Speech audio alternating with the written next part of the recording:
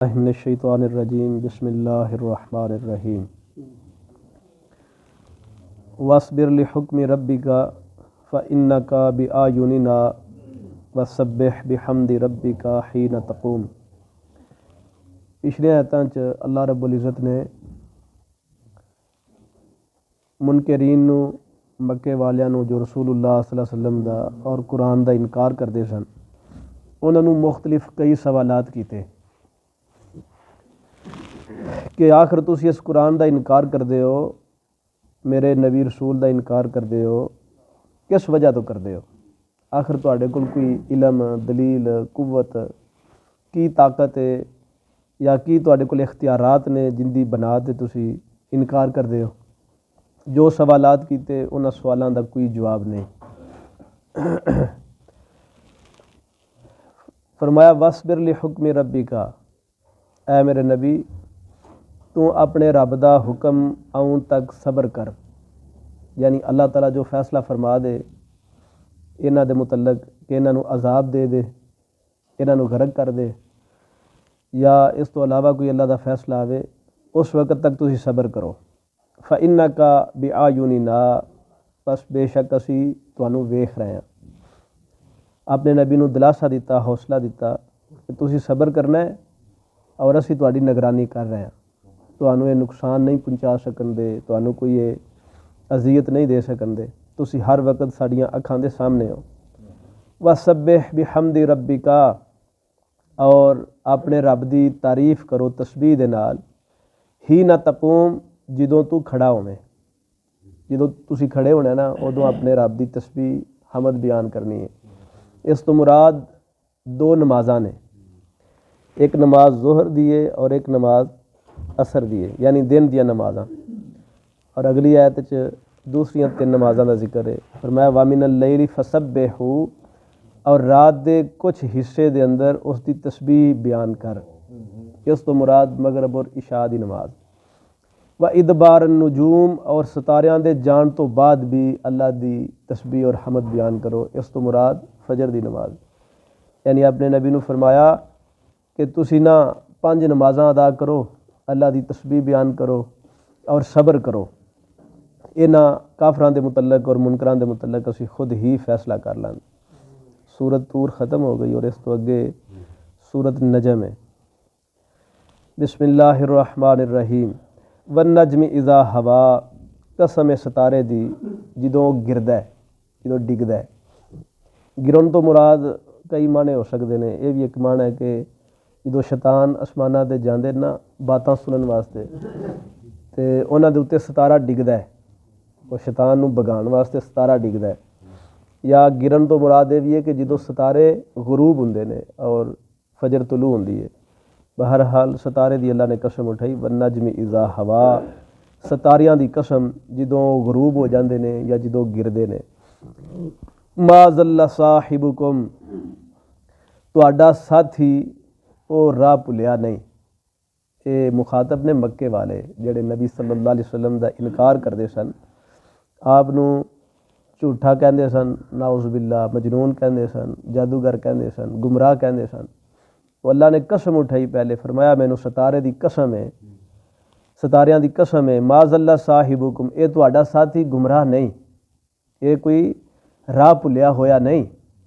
تہاڈا ساتھی کیوں کیا کہ ہن تک تہاڈے وچ ہی رہیا ہے نا، 40 سال اس نے تہاڈے اندر زندگی گزاری ہے، تے 40 سال تک دے صادق اور امین سی، بڑا سچا سی، ایمانتدار سی، بہت اچھا سی، مگر 40 سال تو بعد ہن جدوں اس نبوت دا دعویٰ کیتا ہے تے تسی اینوں بھلیا ہویا یا گمراہ کہن لگ پئے ہو۔ وما غوا، اور نہ ہی غلط رستے دے وے، نہ گمراہ وے اور نہ ہی بھلیا ہے۔ ستاریاں دی قسم ہے، ایسی کوئی گل نہیں اس تہاڈے ساتھی دے اندر۔ وما ینطق عن الہوا، اور نہ ہی وہ اپنی خواہش دے نال بولدا ہے۔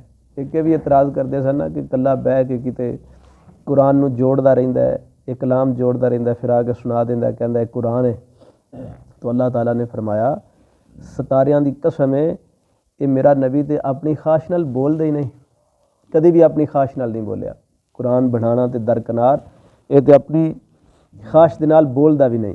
ان ہوا الا وحی یوحا، وہ تے صرف ਉਦੋਂ ਬੋਲਦਾ ਹੈ ਜਦੋਂ ਉਹਦੇ ਉੱਤੇ ਵਹੀ ਨਾਜ਼ਲ ਕੀਤੀ ਜਾਂਦੀ ਹੈ।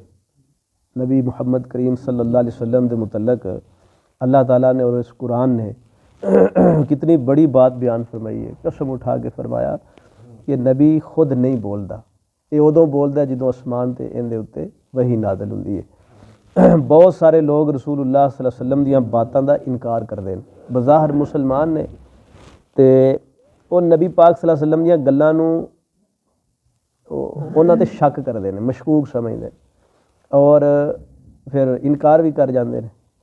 انہاں دا ایک گروہ ہے جس دا معروف نام ہے منکر حدیث دا انکار کرنے والے۔ وہ سمجھتے ہیں کہ قرآن ہی دین ہے، تے قرآن تو بعد جو احادیث پیش کیتیاں جاندیاں نے انہاں دی کوئی اہمیت نہیں، حیثیت نہیں۔ حالانکہ رسول کریم صلی اللہ علیہ وسلم دی زبان تو نکلی ہوئی بات اللہ دی وحی ہے، آپ دی زبان تو نکلی ہوئی بات ہی دین ہے، اور آپ دی زبان تو نکلی بات ہی قرآن دی تشریح ہے۔ قرآن اس وقت تک سمجھ نہیں آ سکتا، قرآن اس وقت تک تسی اس دے مکمل معنی مفہوم نو پا ہی نہیں سکتے جس وقت تک سنت اور حدیث شامل نہ کیتی جائے۔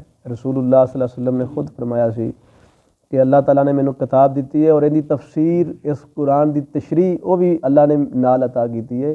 اس تو مراد کی ہے کہ میری سنت میری حدیث اس قرآن دی تشریح ہے۔ نبی پاک صلی اللہ علیہ وسلم دی بات تو بغیر قرآن نہ سمجھ آ سکتا ہے نہ اس تے عمل ہو سکتا ہے۔ مثلا قرآن پاک دے اندر اللہ تعالیٰ نے 700 دفعہ تقریباً نماز دا ذکر کیتا ہے، نماز قائم کرو، نماز پڑھو۔ تو نماز کس طرح پڑھی جائے دی؟ صلو کما رأیتمونی اصلی، نماز اس طرح پڑھو جس طرح محمد کریم صلی اللہ علیہ وسلم نے پڑھی ہے۔ اور نبی پاک صلی اللہ علیہ وسلم دے طریقے نو، آپ دی بات نو، آپ دی حدیث نو اس مسئلے دے اندر شامل نہیں کیتا جائے گا تے نماز کیویں پڑھاں دے؟ قرآن ہی تے کوئی نہیں انے رکوع کرو، انے سجدے کرو، انیاں رکعتاں پڑھو، اور رکوع سجدے دے اندر کی پڑھو؟ یہ تے کوئی نہیں، یہ تے رسول کریم صلی اللہ علیہ وسلم دی زبان اور آپ دی سنت تو ہی ملے گا نا۔ اور اسی طرح دین دے ہر شعبے اور ہر بات دے اندر رسول اللہ صلی اللہ علیہ وسلم دی زبان تو نکلے الفاظ وہ دین نے، اور ان الفاظ تو بغیر تسی نہ دین نو سمجھ سکو دے نہ دین تے عمل کر سکو دے، بلکہ تسی بے دین ہی رہو دے۔ وہ بندہ قطعاً دیندار نہیں ہو سکتا، لاکھ قرآن نو اٹھائے، لاکھ قرآن تے ایمان رکھے اور اللہ تعالیٰ دی توحید دے اتے ایمان رکھے، جس رسول پاک صلی اللہ علیہ وسلم دی حدیث اور سنت دا انکار کیتا ہے، وہ بندہ کیویں دیندار ہو سکتا؟ بے دین ہے اور پرلے درجے دا گمراہ ہے۔ اور جس نے رسول پاک صلی اللہ علیہ وسلم دی حدیث دا اور آپ دی سنت آپ دی سیرت دا انکار کیتا، وہ کادا مسلمان ہے؟ قطعاً وہ مسلمان ہون دے لائق ہی نہیں۔ رسول اللہ صلی اللہ علیہ وسلم دے صحابہ انہاں دے وچوں ایک سن عبداللہ بن عمر رضی اللہ تعالیٰ عنہ، حضرت عمر دے بیٹے، اور رسول اللہ صلی اللہ علیہ وسلم دے نال رہندے، آپ جیڑی بات ارشاد فرماندے لکھ لیندے۔ تے کچھ لوگاں نے کہا کہ عبداللہ ہر وقت ہی باتاں نہ لکھ دے رہا کر، رسول اللہ صلی اللہ علیہ وسلم ایک بشر نے، انسان نے، کدی غصے ہو جاندے نے، کدی خوش ہوندے نے، تے غصے کوئی الفاظ نکل جان، خوشی کوئی زیادہ الفاظ نکل جان، تے ساریاں باتیں نہ لکھی آویا کر۔ انہاں لکھنا چھڑ دیتا۔ رسول اللہ صلی اللہ علیہ وسلم نے ایک دن کہنے لگے، اللہ دے نبی صلی اللہ علیہ وسلم میں تہاڈیاں ساریاں باتاں لکھدا ساں لیکن مینوں ساتھیاں نے منع کر دیتا ہے اس وجہ تو۔ تے رسول پاک صلی اللہ علیہ وسلم فرمان لگے، عبداللہ تو لکھیا کر، تو لکھیا کر۔ کیوں؟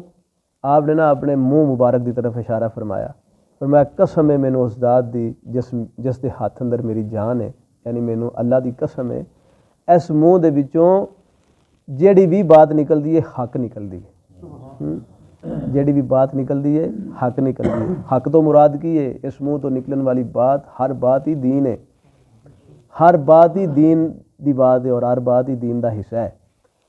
رسول اللہ صلی اللہ علیہ وسلم دے ایک دوسرے صحابی حضرت ابو ہریرہ رضی اللہ تعالیٰ عنہ، وہ آپ نو سوال کرتے ہیں، یا رسول اللہ کدی کدی تسی خوش طبی بھی فرما لیندے ہو، مزاح بھی فرما لیندے ہو، تے پھر بھی لکھیے کریے۔ آپ نے ادوں بھی فرمایا قسم ہے اس ذات دی جس دے ہاتھ دے اندر میری جان ہے، اس منہ دے وچوں جیڑی بھی بات نکلدی حق ہی نکلدی۔ لہٰذا اس بات دے اتے قرآن پاک دا فیصلہ ہے، اللہ رب العزت قسم اٹھا کے اس بات دی تسلی دے رہا ہے اور اللہ گارنٹی دے رہا ہے کہ میرے نبی دی ہر بات ہی میرے حکم اور میری وحی دے نال ہے، میرے نبی دی ہر بات ہی دین ہے۔ لہٰذا کوئی مسلمان اس بارے شکوک شبہات دا شکار نہیں ہو سکتا کہ نبی پاک دی حدیث اور سنت دے اتنے ذرا غور کرے، تحقیق کرے، یہ فائدے مند ہے، نقصان دے وے، یہ دین ہے بھی کہ نہیں، یہ قرآن دے مطابق ہے یا قرآن دے خلاف ہے۔ بڑے فتنے نے، بڑے ایسے لوگ جڑے گمراہ قسم دے لوگ نے، وہ قرآن نو اور رسول اللہ صلی اللہ علیہ وسلم دی حدیث نو ملاندے نے بدبخت۔ اے ویکھو جی، اے حدیث سنت قرآن دے خلاف آ گئی، آپ دی حدیث ہے تے قرآن دے خلاف لہٰذا یہ حدیث ہی نہیں، اے نبی پاک دی سنت قرآن دے خلاف، اے جی یہ سنت ہے ہی نہیں۔ اصل انہوں دا مقصد دین نو نقصان پہنچانا ہے نا۔ رسول اللہ صلی اللہ علیہ وسلم دی زندگی، آپ دی بات، آپ دی سنت قرآن دے مخالف کیویں ہو سکتی ہے؟ وہ تے قرآن دی تفسیر ہے، نبی پاک صلی اللہ علیہ وسلم دی بات، آپ دی سنت قرآن دی تفسیر ہے۔ حضرت عائشہ رضی اللہ تعالیٰ عنہ فرمانیاں سن، ایک قرآن ہے دو گتیاں دے اندر ہے تے ایک قرآن مدینے دیاں گلیاں دے اندر چلدا پھردا ہے۔ رسول پاک صلی اللہ علیہ وسلم دے بارے کہندیاں سن نا، یعنی مطلب کہ جو قرآن نے آکھیا ہے وہ اس قرآن دی ہر بات رسول اللہ صلی اللہ علیہ وسلم دے عمل تو، آپ دی حدیث تو ثابت ہے۔ آپ دا وجود، آپ دا عمل، آپ دی سنت قرآن دی تفسیر سی، تے وہ قرآن دے مخالف کیویں ہو گئی؟ کتاباں بھی لکھیاں نے، کئیاں نے فرقے بنائے نے، کئیاں تقریراں دے ذریعے لوکاں نو گمراہ کیتا ہے۔ بہرحال قرآن نے کہہ دیتا ہے نا کہ نبی دی ہر بات اللہ تعالیٰ دے وحی اور حکم دے نال، ساڈا ایمان ہے، ساڈے سر، ساڈی پیشانی رسول اللہ صلی اللہ علیہ وسلم دے قدماں وچ، اور ساڈا ایمان ہے کہ اللہ دے نبی تسی جو بھی فرماؤ حق ہی ہے، اسی انہوں حق سمجھنے ہیں، دین سمجھنے، تے اللہ دے نبی تسی جو بھی ارشاد فرماؤ سانو قبول ہے، کوئی شک نہیں، کوئی جڑا ہے نا اسی ان دے بارے تحقیق گہرائی جا کے سوچن دی اسی جسارت ہی نہیں کر سکتے۔ نبی پاک صلی اللہ علیہ وسلم دا فرمان ہے تے حق تو سوا کی ہو سکتا ہے، اور یہ ساڈے کول دلیل قرآن پاک دی دلیل ہے۔ قرآن نے کہہ دیتا ہے کہ اس نبی دی زبان تو نکلن والا لفظ اللہ دے حکم تو بغیر نہیں نکل سکتا۔ ان ہوا الا وحی یوحا، وہ تے صرف اللہ تعالیٰ دی وحی نازل جدوں کیتی جاندی ادوں ہی بول دے نے۔ علمہ شدید القوا، اور اس نو نہایت مضبوط قوتاں والے فرشتے نے سکھایا ہے۔ کہ وحی لے کے آن والا کون ہے؟ بڑیاں قوتاں والا فرشتہ ہے جبریل امین۔ ایک قوت نہیں ہوندے اندر، جبریل دے اندر کئی قوتاں نے، کئی طاقتاں نے، اور بہت زیادہ طاقت دا مالک۔ رسول کریم صلی اللہ علیہ وسلم نے جبریل امین نو اصلی حالت دے اندر ویکھیا ہے، غالباً 2 دفعہ دیکھا ہے۔ تو جبریل امین دے متعلق آپ نے فرمایا کہ جدوں معراج تے گئے نا، معراج تے گئے تو جبریل نے اس سواری نو اگوں پکڑیا سی جس تے آپ سوار سن۔ آپ نے اس سواری دے متعلق فرمایا کہ جتوں تک نگاہ جاندی سی اتنے جا کے پیر رکھدی سی، وہ جڑی براق سی جتے نگاہ نظر جاندی سی اتنے جا کے پیر رکھدی سی، اور اس براق دے اگے جبریل سی، ان دی نکیل رسی پکڑ کے۔ تو ظاہری بات ہے کہ جبریل بھی تے پھر اینی سپیڈ نال اگے جاندے سن، جبریل دے قدم ہی تے اتنے جا کے لگدے سن، تاں ہی براق بھی اتنے جاندی۔ پھر فرمایا کہ اندے 600 پر نے، ایک پر اگر وہ اس طرح کھول دے تے ساری زمین دے اتنے چھتری بن جائے، ساری زمین نو وہ سایہ کرن واسطے، لپیٹن واسطے ایک پر جبریل دا کافی ہے۔ اور اس طرح دے اندے 600 پر نے، اندے پراں دے اندر اللہ تعالیٰ نے بڑے جوہرات، نگینے، موتی جڑے نے۔ اگر جبریل اپنا پر مارے تو وہ زمین نو صفحہ ہستی تو مٹا دے۔ کسی قوم دے اتنے عذاب یا اللہ تعالیٰ دا قہر نازل ہونا ہوندا تے جبریل ایک پر اپنا مار دیندا نا تے وہ بستیاں، وہ علاقے صفحہ ہستی تو مٹ جاندے۔ یہ وہی لے کے آن والا وہ فرشتہ ہے جنہوں اللہ تعالیٰ نے بڑیاں مضبوط قوتاں دے نال نوازیا ہے۔ ذو مرۃ فاستویٰ، جو بڑی طاقت والا ہے۔ فاستویٰ سو جدوں بلند ہویا، جس دی طاقت دے بارے اللہ تعالیٰ آکھے کہ وہ بڑیاں طاقتاں والا ہے، اسی تے اندازہ بھی نہیں کر سکتے کہ وہ کنیاں بڑیاں طاقتاں والا ہے۔ بہرحال رسول کریم صلی اللہ علیہ وسلم دی طرف جو وحی آؤندی سی وہ کوئی معمولی بات نہیں، ایسی بات نہیں کہ تسی انہوں ایدوں سنو تے ایدوں کٹ دیو یا ان دے بارے شکوک شبہات دا شکار ہوو۔ انہوں لیاؤن والا قوتاں والا فرشتہ ہے، بڑا امانت دار امین فرشتہ ہے، اور ਜਦੋਂ ਉਹ ਰਸੂਲ ਪਾਕ ਸੱਲੱਲਾਹੁ ਅਲੈਹਿ ਵਸੱਲਮ ਨੂੰ ਆ ਕੇ ਅੱਲਾ ਦਾ ਪੈਗਾਮ ਦਿੰਦਾ ਸੀ ਤੇ ਉਦੋਂ ਰਸੂਲ ਪਾਕ ਦੀ ਜ਼ੁਬਾਨ ਆਪ ਦੇ ਹੋਂਠ ਹਿਲਦੇ ਸਨ ਔਰ ਉਹਨਾਂ ਹੋਂਠਾਂ ਤੋਂ ਜਿਹੜੀ ਬਾਤ ਨਿਕਲਦੀ ਸੀ ਉਹ ਦੀਨ ਔਰ ਵਹੀ ਦੀ ਬਾਤ ਹੁੰਦੀ ਸੀ, ਹੱਕ ਦੀ ਬਾਤ ਹੁੰਦੀ ਸੀ। ਅੱਲਾ ਬਾਤ ਸਮਝਣ ਦੀ ਔਰ ਇਸ ਦੇ ਉੱਤੇ ਮਜ਼ਬੂਤ ਅਕੀਦੇ ਵਾਲੀ ਜ਼ਿੰਦਗੀ عطا فرمائے, عمل والی زندگی عطا کرے.